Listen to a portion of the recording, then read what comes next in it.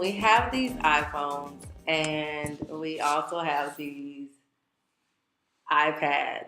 Yes, we use them both in our classroom. Now, normally, we teachers are good at organizing and managing and conducting activities, but however, sometimes they can feel the heat from time to time. So, this is where the apps on our iPhones and our iPads can help better achieve performance in organizing, managing, and monitoring our classroom activities. So, these apps that you see on my iPhone right now that I use the most are iMovie, iWatermark Plus, and InShot. Now, iMovie is the same on your iPhone as it is on your MacBook, but it may be missing a few things. However, you can still make an awesome movie with using iMovie on your iPhone. Then iWatermark Plus is something that I use that I make watermarks for my pictures that I like to upload so that no one can really steal my pictures and say that the content belongs to them. InShot is just a way for me to edit my pictures so that it's not the whole pictures, but I can have white on the side panels or white at the top and the bottom as well. These next four that you see is ABM, A Beautiful Mess, Layout, Pick and Vid Stitch, and Word Swag. Now, A Beautiful Mess is another one that allows you to add words and pictures to your pictures. Then Layout is in conjunction with Instagram and it allows you to do collages and whatnot. Then you have Pick and Vid Stitch, where you can put pictures and videos together and you can overlay them in some type of format if you don't want to use iMovie. And then Word Swag is a way that you can use fancy lettering on top of your pictures or just the fancy lettering alone. The next apps that we have is Legend, PS Express, Diddy, and Quick. Now, Legend is just a way of having phrases and they become animated. PS Express is Photoshop on your phone. You have Diddy, where it takes popular music, and what you can now do is put in words and then it plays it to the song of whatever the popular music is. And Quick is a way to collaborate all of your pictures or your videos in another video, and it also puts music to it. So, one app that I use in my classroom, well, it's actually two. It's Notability and Screenshot. So, on my YouTube page, I have a series of Miss Hunter Teaches Presents Math Talks.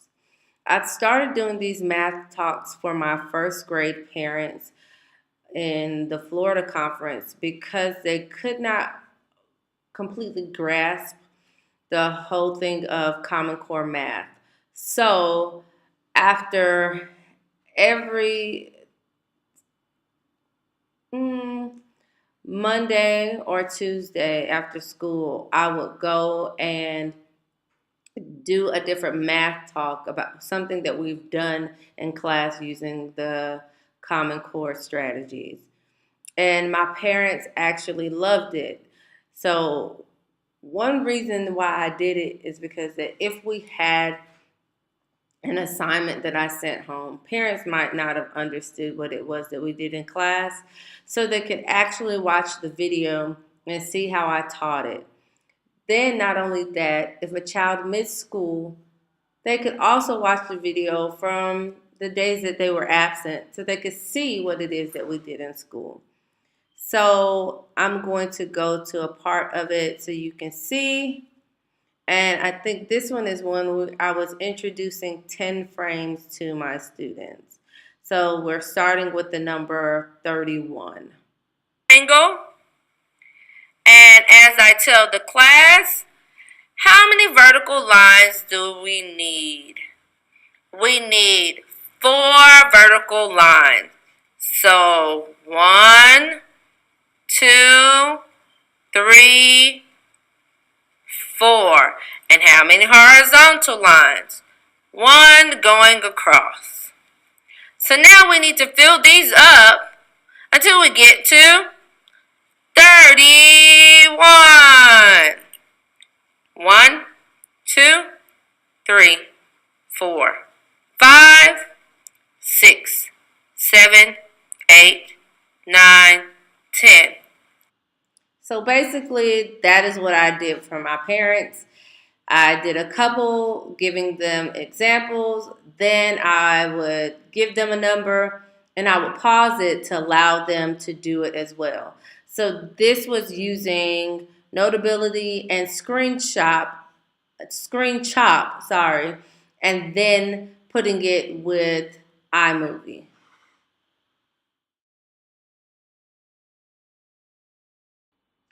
So there's always pros and cons of using social media for students in education. One of the benefits that I see it has been increased student collaboration, increased student participation. Team projects are easier to review, rich e-learning media available, and video conferencing abilities.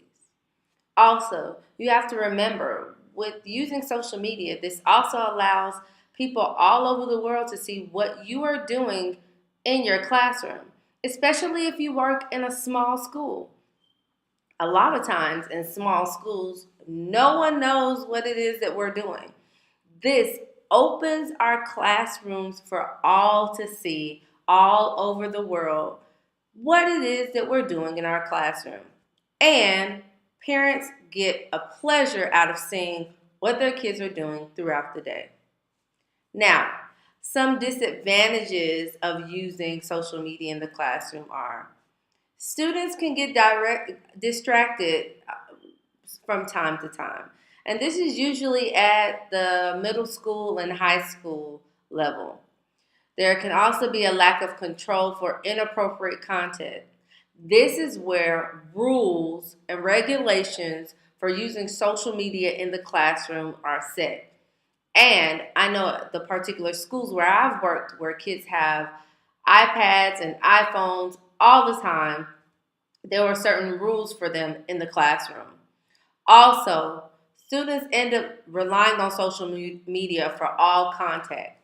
Again, this is when you explain to your students what it is that you're doing and how you're going to be using it properly. Once that is concerned and those concerns are done, you have nothing to worry about. So the two apps that I use here the most for social media are Facebook pages and Instagram. I have, of course, my own personal Facebook page, but I have a business page for my classroom, and I have the same for Instagram. So my parents can go on and see exactly what it is that I'm doing in my classroom. So this is my Facebook page. I live, love, teach, travel, the adventures of an international educator and consultant and travel blogger. It's under Miss Marla Hunter. And as you see here, I have pictures. I have visitors posts. And this one and this one here are both from past parents when I was in the Florida conference. If you look further, you might find someone I was in South Central Conference. And what I do here, I upload pictures and videos that we've done in class, field trips that we might take, also anything that's happening with me as far as an international educator and the traveling that I do. So my parents can actually see what's going on, not just my parents, but everyone abroad. So this one here, this is a Periscope that I did on February the 17th about teaching abroad, the ups and downs. As you see here, this is photos that I took with the F words that we did in class. This one here is when I did a PD for the teachers in the early childhood department on Nigerian studies and the importance of teaching culture within the classroom. So on my Facebook page, parents can come and see everything that we're doing in the classroom, everything that's taking place, and they kind of like it. So if you haven't used Instagram before, Instagram is a place to house your pictures and to show them to the world. So it's a picture version of Facebook. Facebook is actually the owner of Instagram now. And so the pictures that I might not post on Facebook, I post on Instagram. So as you can see here, whoops. As you can see here, this is my Instagram page. And you'll see the things that are happening in my classroom, and shows your followers and how many you're following, how many posts you have, and it gives you give a little bio about yourself. For me, I try to keep things funny. So if you click on a picture, so I put a little something about a picture. So one of my students decided that she wanted to come and read to the class. And so I have 28 likes. I put a little blurb, and then I put some hashtags. And then I come back, and if there's comments, I make sure I thank them. So my last bit is Periscope, Twitter, and Snapchat. Periscope is a way for me to do live TV, like Facebook Live. So before there was Facebook Live, there was Periscope. And I still use Periscope more so than Facebook Live because Periscope, again, goes all around the world. In some places, they don't have Facebook Live yet. So I'm able to use Periscope. On my teacher Periscope page is where I talk about, I do mini PDs for teachers and parents. I also talk about how to become an international educator. Then I have my Twitter for my classroom, and Snapchat, I use it for teaching and travel so that people around the world can see what it is that I'm doing. So the last part of social media that I use is Twitter. And so far I almost have 2,000 tweets. So again, here it is with Miss Marla Hunter. And basically, again, another way that parents can see what it is that I'm doing in the classroom. I can talk to other teachers, get collabos, post funny things.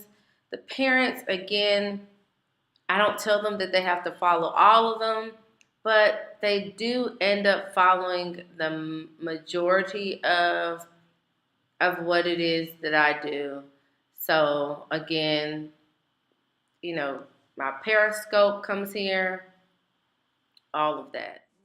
So we have reached the end of this professional development series dealing with apps in the classroom and how to use social media in the classroom. I hope that it was very helpful to you. And mind you, if you have any questions or concerns, feel free to email me